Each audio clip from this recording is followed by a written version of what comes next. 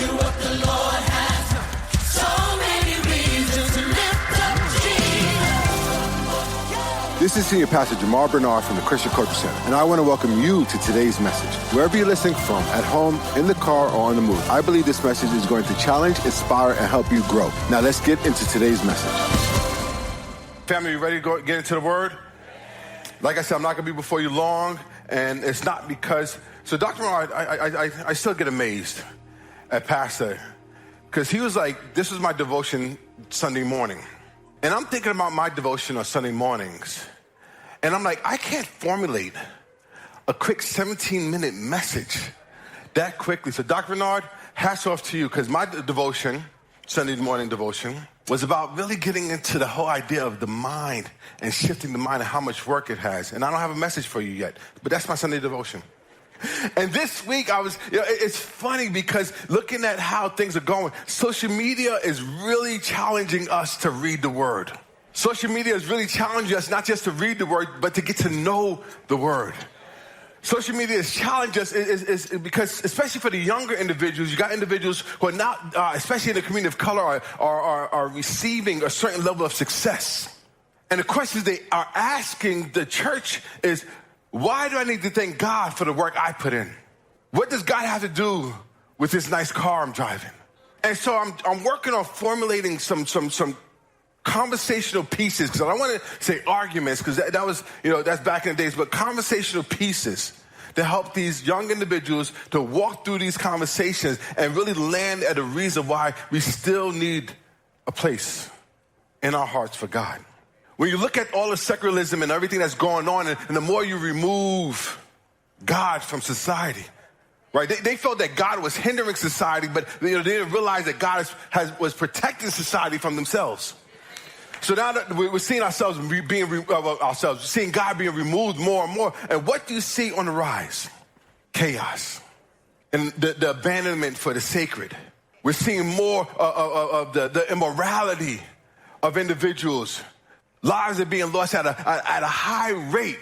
And the biggest conclusion I can come into is that when you started removing God, you started removing this protection that we needed. And I think it's time for the church to get back into explaining this. We're not about arguing. We got to stop arguing. We got to start getting to a place where we start having conversations with individuals with the ability to articulate this walk that we walk, this belief that we have. But it has to be grounded, because some Christians out there talking some craziness. Some Christians are out there doing some craziness. But we need to start engaging. And that's why I love courage as a part of that conversation, because it takes courage to engage the world. I'll say it again. It takes courage to engage the world. Look at your neighbor and say, neighbor, it takes courage to engage the world. It takes courage to evangelize. Turn to the other neighbor. Say, other neighbor. Don't be scared. So 2024's word of the year is what? Come on, in the balconies, what? Amen. It took some courage for y'all to even say that. Some of y'all were like, oh, Lord, he's going to have me say. 2024 is courage. We looked at a couple of things these past 2 weeks about courage.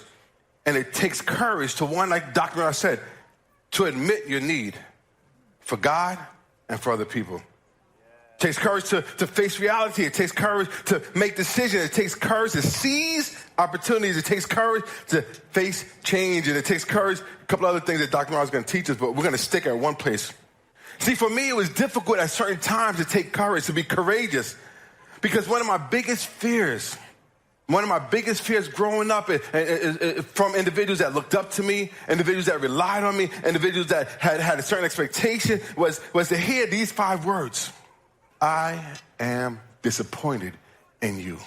So because of not wanting to hear that, I was reluctant to make certain decisions. I was reluctant to make sure that in my mind I had this level of discernment to engage certain things, and I was worried because my dad, spirit of rod, spoiled the child, my dad was wholehearted about that. He believed that wholeheartedly. Spirit of rod, spoiled the child. See, but I didn't like the rod. But it wasn't the threat of the rod that caused me to live a certain life. It was because I never wanted my dad to say, I was disappointed in you. I think that cut deeper than anything else. The fact that I disappointed my father, now I look at my wife and my kids, and I never want them to say, I was disappointed with you. But in spite of my fears, I still had to start developing this desire to make decisions. I had to be courageous. And the reality is that courage is important in life for several reasons. Number one, courage is necessary for overcoming fear. See, courage allows us to face our fears and overcome obstacles that might otherwise hold us back. Overcoming fear. Courage allows us to face our fears and overcome obstacles that might otherwise hold us back. Number two, courage is important in pursuing our goals. It enables us to pursue our goals and dreams even in the face of adversity and or uncertainty. One of the things I'm reading this book called Mind Shift, and the reality that our mind at one level, the thinking that we have at one level, has to change at the next. The way we thought in 2023 has to change in 2024. You can't think like a poor person and desire to be a rich person. You can't think like a successful person with the mindset of a failure. Is this too much? Too early in the morning? He said that in the book, I think it's Erwin McManus, and he says that he was comparing the Holyfield fight, the Mike Tyson and Buster Douglas, right? It was Buster Douglas? Who knocked Mike Tyson out? Which we were all shocked. And he said that Buster Douglas and him knocking Mike Tyson out was an anomaly. He said, because after knocking Mike Tyson out, you hear nothing else about Buster Douglas. And what happens is that you certain individuals, which is the good thing about it, you can change this, but certain individuals have what they call a mindset for failure. And too often, it's not that we intentionally create a mindset for failure, but we don't learn to make the necessary changes at the next level in life. Dr. Bernard has taught us that you can't solve a problem at the same level you entered it. In order to solve the problem, you have to get new information. New information start changing the way you think. So number one, overcoming fear. Number two, pursuing goals. Number three, courage is important in life for personal growth. See, courage helps us grow as individuals by pushing us out of our comfort zone and into new experiences. And remember, the statement is you never grow in your comfort zone. And somebody asked me, what was the toughest thing about coming out of COVID? I said, the toughest thing was engaging back into doing work, but at another level. Think about how many of us were sitting at home relaxing. We weren't really going out because, restaurants was closed. So you had to start cooking at home. And then things started opening up. I was like, man, do I feel like going out? And you're just sitting there, you're just watching TV, and you start, for some of us, I'm not, start binging certain shows and catching up. Come on, how many of us caught up on a lot of shows that people were talking about? Oh, only 7 of us? So none of y'all, nobody else in here watch shows. All right, thank you for the 7 that was with me watching, my shows. Caught up with some reading, right? I was learning how to be creative at home. Technology allowed me not to leave. I was doing social media, streaming live. Anything I needed, I could order it. Amazon was the best thing. I didn't have to go out to the store. Let's think about our life changed during COVID, where we became individuals that were not good for us to become. And the hardest thing for me was to get up and get going. God, I didn't tell you I didn't want to, but to get up and get going. And the thing that pushed me out of the house, okay, I'm sorry. The person that pushed me out of the house, she said, come on, let's go. You got things to do. God ain't done with you yet. Let's go. But the reality is I created this comfort zone I didn't want to come out of. And there's a false reality in your comfort zone because you can think you're being so productive because there's a lot going on in the comfort zone. But just because there's a lot going on doesn't mean you're being productive. So number 4, it takes courage to be resilient. See, resilience builds a mindset that helps us bounce back from setback and challenges. You build a mindset. Turn to your neighbor and say, neighbor, being resilient is a part of the Christian walk.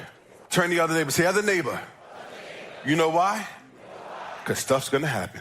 So number 1, overcoming fear. Number 2, pursuing goals. Number 3, personal growth. Number 4, resilience. Number 5, making tough decisions. And this is one of the things that Dr. Bernard has said before. See, courage is necessary for making difficult decisions, especially when they are in the best interest of ourselves or others. How about this? Number 6, for standing up for our beliefs. And that's where we are, church. We're at a place where we need courage to stand up for our beliefs. It empowers us to stand up for our beliefs, values, and principles, even when facing opposition. You want a challenge? If somebody believes what they say they believe, give them opposition. Give them the deepest strain of opposition. You'll see if that's a conviction or a preference. For a lot of people, being in church after COVID became a preference. Before, it was a conviction. I'm Christian through and through. I'm here for the long haul. COVID hit just as fast as COVID went out with some individuals' Christian lifestyle. And number 7, being courageous inspires others. See, active courage can inspire and motivate others to take action and make positive change in their own lives. So overall, courage is a fundamental trait that can lead us to personal growth, positive change, and a more fulfilling life. I'll say that again. Matter of fact, say this to your neighbor. Say, neighbor.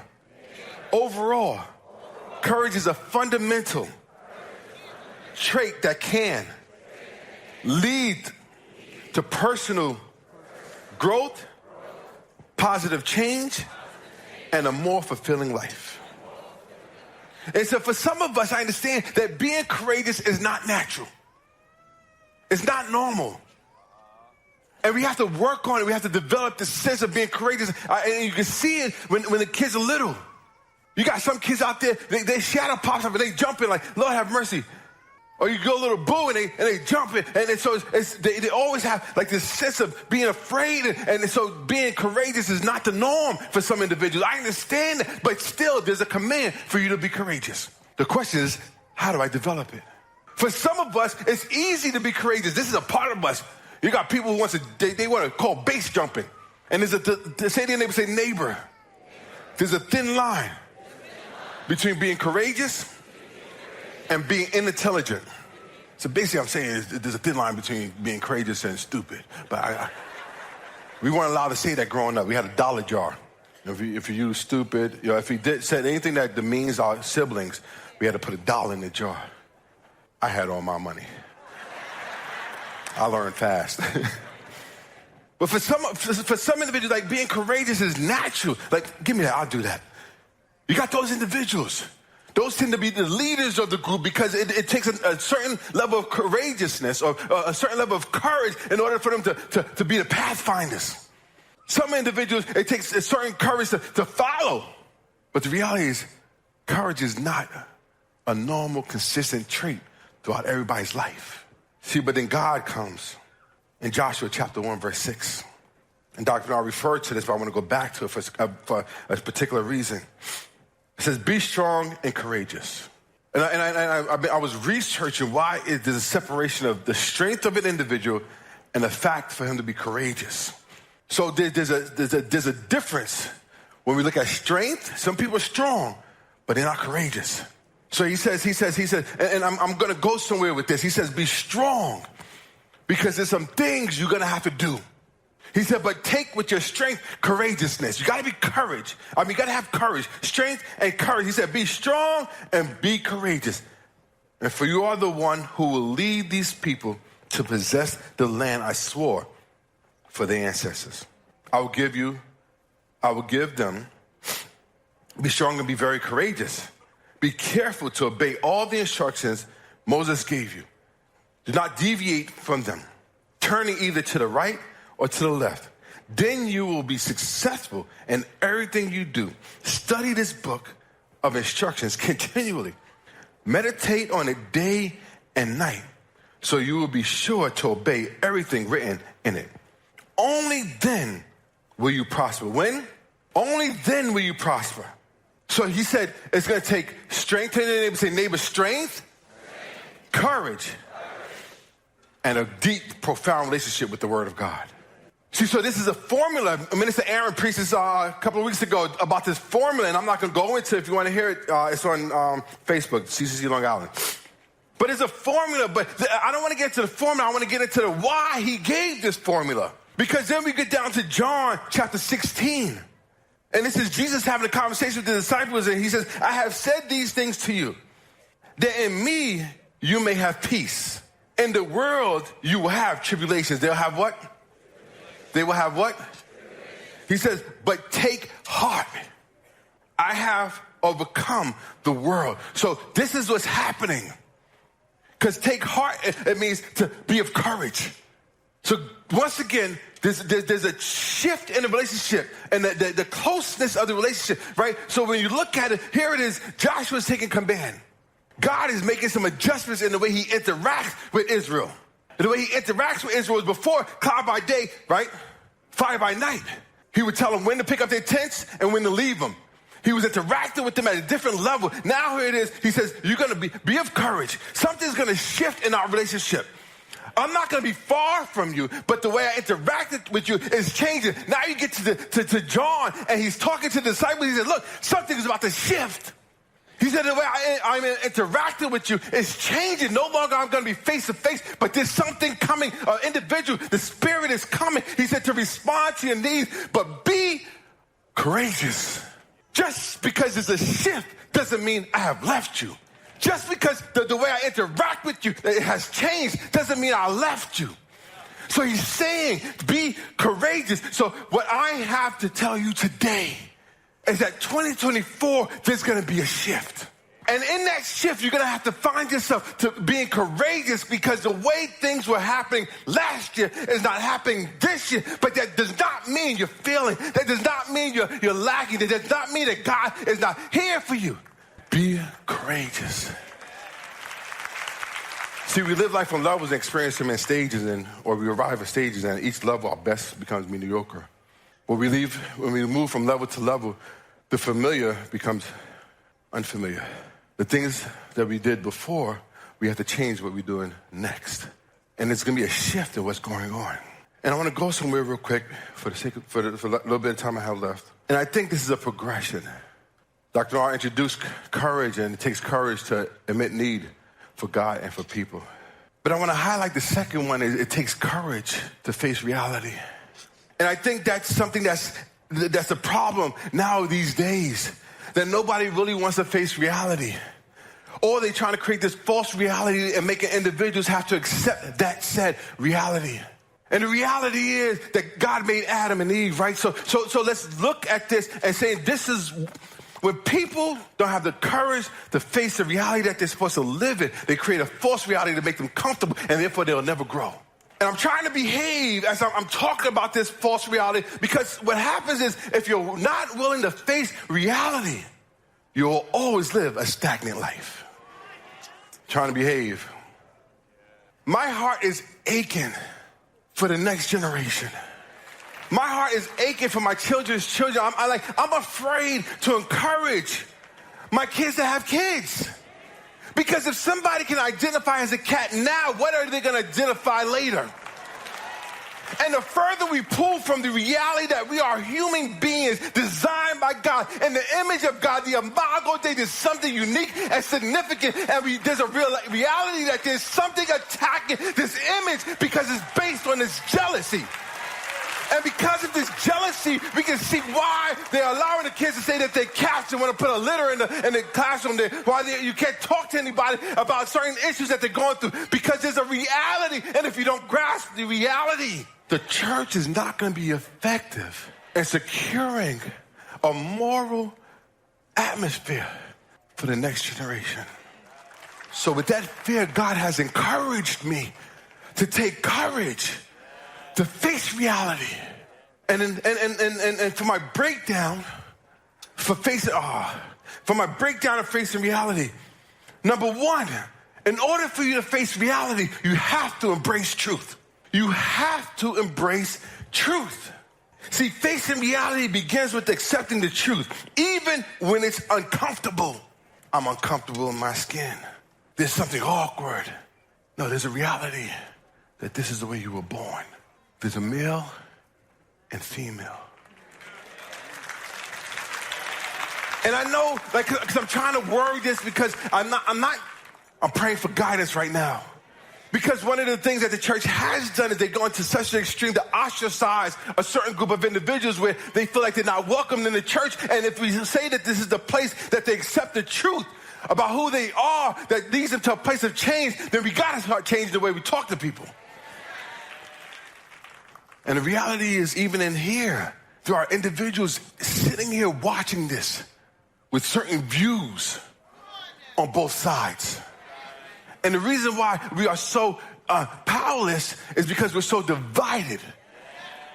Like I said, even in this room, there are individuals with extreme views of both sides. And the reality is that if the Bible does not become the foundation on what we stand and the truth that opens our eyes, it's going to be very difficult for us to have a response for the next generation. See, my goal is not to condemn. My goal is to help you understand. And the question is, where do we stop? This Pandora box has been opened. But the question is, where do we stop? They're changing the terms to make it palatable so that we can have different discussions. See, once you start changing the terms to make it palatable, it allows us to start having conversations that we never would have had before. My 7-year-old is off limits. That's it. Don't change the narrative because it makes you feel better as an individual. See, I got a 7-year-old daughter. I'm very protective over my daughter. She's so innocent. She's playing with her Barbie dolls, and she's not asking who's who and who, what's what. They just talking and having conversations, drinking tea together. Why are you going to draw her attention unnecessarily to things that she shouldn't even be thinking about? See, these are one of the messages that you say, man, is this going to be the last time I'm invited back at this church? Jesus said, I am the way, the truth. Not a truth. He's the truth. So in order for you to start embracing reality, you have to embrace the truth. Number 2, you have to seek wisdom. In order to face reality with the courage, you got to seek wisdom. Lord, give me wisdom. See, because sometimes reality reveals situations we can't control. Those are the things that it is what it is. You know, you're going to live that life, you live that life, but there's certain reality that we still have to stick by that we're not going to change.